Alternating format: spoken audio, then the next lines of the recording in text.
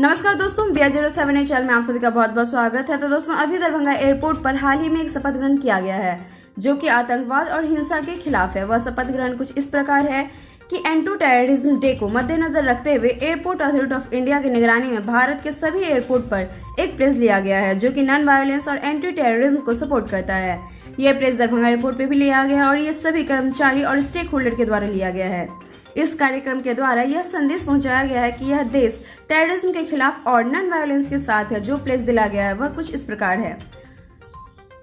हम भारतवासी अपने देश की अहिंसा एवं सहनशीलता की परंपरा में दृढ़ विश्वास रखते हैं तथा निष्ठापूर्वक शपथ लेते हैं कि हम सभी प्रकार के आतंकवाद और हिंसा का डटकर विरोध करेंगे। हम मानव जाति के सभी वर्गों के बीच शांति, सामाजिक सद्भावना तथा सूझबूझ कायम करने और मानव जीवन मूल्यों को खतरा पहुंचाने वाली और विघटनकारी शक्तियों से लड़ने को भी शपथ लेते हैं। यही था शपथ ग्रहण। तो दोस्तों, इसी के साथ हम लेंगे आपसे विदा। आपको हमारा वीडियो कैसा लगा कमेंट करके जरूर बताएं।